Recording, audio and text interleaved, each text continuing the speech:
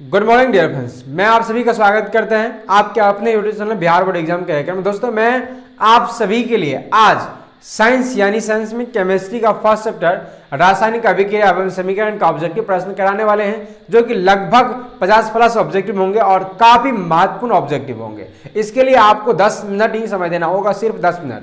अगर आप एक छात्र हो, अगर आपके पास कोई गर्लफ्रेंड का कॉल आ रहा है तो आप सिर्फ 10 मिनट के लिए कहिए, वो वेट कर ले, उसके बाद बेफिक्र होकर के बात कर सकते हैं। अगर आप छात्रा हो और अगर आपके पास बॉयफ्रेंड का कॉल आ रहा है तो बस उनको 10 मिनट कहिए कि वेट कर ले, उसके बाद बेफिक्र होकर के आप भी बात कर सकते हो, कोई दिक्कत नहीं। तो चलिए हम इनको शुरुआत कर लेते हैं, और इसके लिए हमें जाना पड़ेगा मोबाइल स्क्रीन पर, स्क्रीन रिकॉर्डर के द्वारा ही हमें समझाना पड़ेगा, फुल एक्सप्लेन करने वाले। तो चलिए चलते हैं मोबाइल के। तो दोस्तों, ये मेरा पहला प्रश्न है और प्रश्न है कि रासायनिक अभिक्रिया में भाग लेने वाले पदार्थ को कहा जाता है। दोस्तों, जैसा कि हम आपको पहले ही बता चुके हैं कि रासायनिक अभिक्रिया में भाग लेने वाले पदार्थ को अभिकारक कहते हैं। जब हमने आपको ये चैप्टर पढ़ा रहे थे तो उसी से मैं आपको बताए थे कि वे सभी पदार्थ जो रासायनिक अभिक्रिया में भाग लेते हैं उसे अभिकारक कहते हैं, और अभिक्रिया के फलस्वरूप बने नए पदार्थ को प्रतिफल कहते हैं। तो आशा है आप इनको आसानी से समझ गए होंगे, है ना। तो चलिए दूसरे प्रश्न को देखते हैं। दूसरा प्रश्न है हमारा क्या कि जब किसी अभिक्रिया के समय किसी पदार्थ में ऑक्सीजन की वृद्धि होती है, ऑक्सीजन की वृद्धि होती है तो निम्नलिखित में से क्या कहा जाता है। जब ऑक्सीजन की वृद्धि होती तो उपचयन, और ऑक्सीजन की जब कमी होती है तो अपचयन कहा जाता है। आशा है ये भी चीज आपको अच्छे से समझ में आ गया होगा, क्योंकि एक एक चीज हम आपको पहले ऑलरेडी बता चुके हैं। दोस्तों, यहाँ लिखा हुआ है, तीसरा प्रश्न है कि समीकरण 2s2 + O2 एरो 2s2O, मतलब यहाँ एरो इनको समझिएगा, ठीक है, मिस्टेक हो गया है, कोई बात नहीं, इतना चलता है। तो ये जो अभिक्रिया है वह मतलब ये किस प्रकार की अभिक्रिया है। दोस्तों, दो पदार्थ आपस में अभिक्रिया करके एक पदार्थ का निर्माण कर रहा है, मतलब संयोग कर रहा है, यानी संयोजन अभिक्रिया हो जाएगी, ठीक है। यहाँ संयोजन अभिक्रिया की बात करें, ऑप्शन नंबर ए हो जाएगा, ठीक है। चौथा प्रश्न को देखते हैं। चौथा प्रश्न हमारा क्या है। चौथा प्रश्न है कि Fe + CuSO4 अभिक्रिया किया, और जो कि Fe क्या करता है कि Cu को उनके अपने यौगिक से विस्थापित कर रहा है। क्या कर रहा है? विस्थापित कर रहा है। तो दोस्तों, इस कंडीशन में जो ये अभिक्रिया होगा वह होगा विस्थापन अभिक्रिया, विस्थापन अभिक्रिया, ठीक है, क्योंकि ये आप कॉपर को उनके अपने यौगिक से विस्थापित कर दे रहा है। पांचवा प्रश्न है कि रासायनिक अभिक्रिया के दौरान किसी पदार्थ में ऑक्सीजन का ह्रास होना, ऑक्सीजन का ह्रास होना, अभी जस्ट हम बताए दोस्तों, ऑक्सीजन की कमी, ह्रास मतलब होता है कमी होना। तो जब ऑक्सीजन की कमी होगा तो वह हो जाएगा अपचयन अभिक्रिया, अपचयन हो जाएगा, ठीक है, क्या हो जाएगा? अपचयन। फिर चलते हैं अगला प्रश्न। छठा प्रश्न है कि यदि जब कोई पदार्थ अभिक्रिया में भाग लेकर नए पदार्थ का निर्माण करता है तो वह पदार्थ कहलाता है। यानी अभिक्रिया में भाग लेकर नए पदार्थ का निर्माण करता है।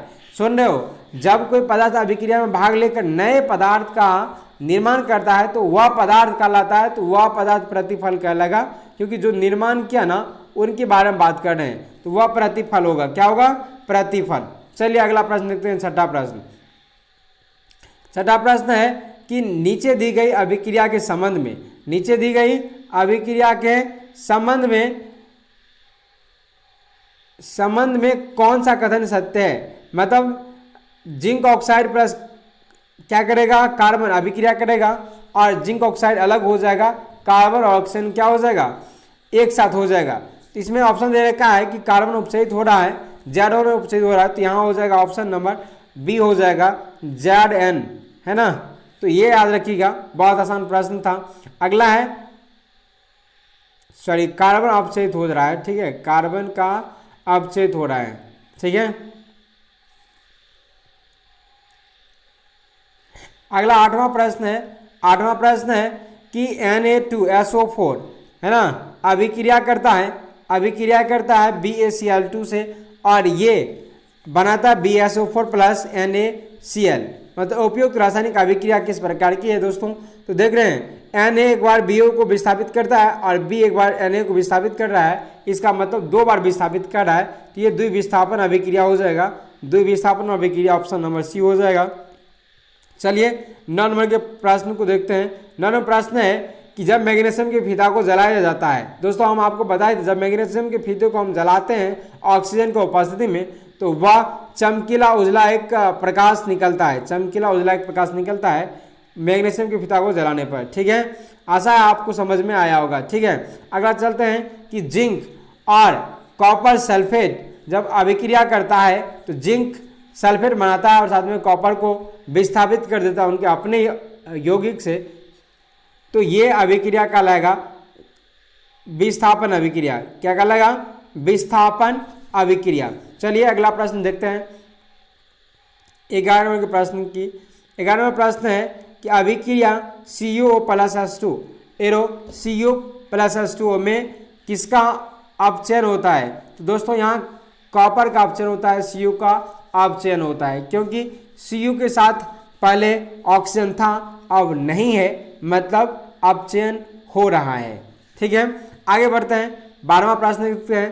12वां प्रश्न है साग सब्जियों का विघटित होकर कंपोस्ट बनाना किस प्रकार की अभिक्रिया है? तो याद रखिएगा, साग सब्जियों का अपघटित होकर कंपोस्ट बनाना, ये जो अभिक्रिया है वह होगा ऊष्माक्षेपी एक अभिक्रिया। याद रखिएगा, ऊष्माक्षेपी रासायनिक अभिक्रिया है ना। 13 नंबर का प्रश्न देखते हैं। उपचयन वह प्रक्रिया है, उपचयन वह प्रक्रिया जिसमें ऑक्सीजन का योग होता है, हाइड्रोजन का वियोग होता है, इलेक्ट्रॉन का त्याग होता है, इनमें से सभी हो जाएगा दोस्तों, ऑप्शन नंबर डी हो जाएगा। ठीक है, आप देखते हैं 14 नंबर प्रश्न का। 14 नंबर प्रश्न में है कि अभिक्रिया CO+H2 और CuO+H2 किस प्रकार की अभिक्रिया है? तो अभी हम आपको जस्ट बताए थे, ये विस्थापन अभिक्रिया हो जाएगा। ठीक है, ये क्या हो जाएगा? विस्थापन अभिक्रिया हो जाएगा। शोषण किस प्रकार की रासायनिक अभिक्रिया है? शोषण ऊष्माक्षेपी रासायनिक अभिक्रिया। याद रखिएगा, शोषण ऊष्माक्षेपी रासायनिक अभिक्रिया। उसी प्रकार भोजन का पचना ऊष्माशोषी रासायनिक अभिक्रिया होता है, याद रखिएगा। चलिए आगे बढ़ते हैं।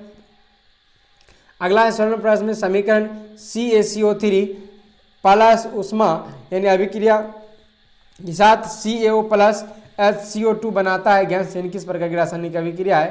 तो ये वियोजन रासायनिक अभिक्रिया है, क्योंकि ये टूट रहा है ना। ये क्या हो रहा है? CaCO3 यानी कैल्शियम कार्बोनेट टूटता है कैल्शियम ऑक्साइड और कार्बन डाइऑक्साइड में, तो ये वियोजन अभिक्रिया हो जाएगा। ऑप्शन नंबर ए हो जाएगा इनका उत्तर। ठीक है, ऑप्शन नंबर ई इनका क्या हो जाएगा? उत्तर हो जाएगा। चलिए अगला प्रश्न देखते हैं। अगला है कि मतलब कॉपर को ऑक्सीजन को उपस्थिति में जब हम अभिक्रिया करवाते हैं CO कॉपर ऑक्साइड अथवा समीकरण इस प्रकार से किस प्रकार की रासायनिक अभिक्रिया है? तो दोस्तों देख रहे हो कि ये दो पदार्थ जो आपस में अभिक्रिया करके एक पदार्थ का निर्माण कर रहा है, यानी हम यहाँ ऑक्सीजन की वृद्धि भी हो रहा है, ये भी चीज़ आपको देखना पड़ेगा। तो ये हो जाएगा क्या? संयोजन अभिक्रिया हो जाएगा, और संयोजन अभिक्रिया के ऑप्शन तो नहीं है, तो यहाँ ऑक्सीकरण हो जाएगा, क्योंकि यहाँ ऑक्सीजन का क्या हो रहा है? वृद्धि हो रहा है। ऑक्सीजन का क्या हो रहा है? वृद्धि हो रहा है, तो ये हो जाएगा ऑक्सीकरण अभिक्रिया। चलिए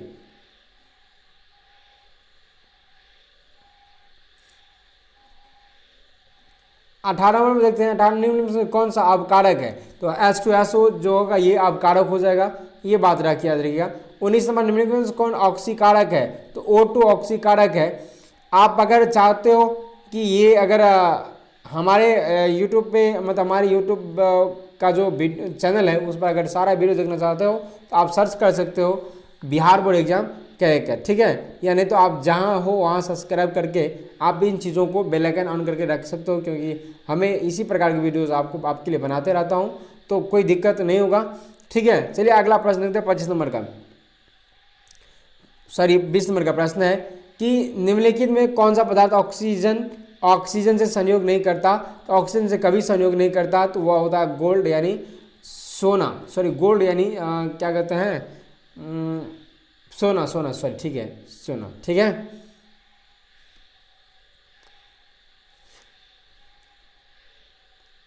अगला प्रश्न है दोस्तों कि निम्नलिखित में से कौन सा उत्पाद लेड नाइट्रेट को गर्म करने पर प्राप्त होता है? तो NO2 और O2।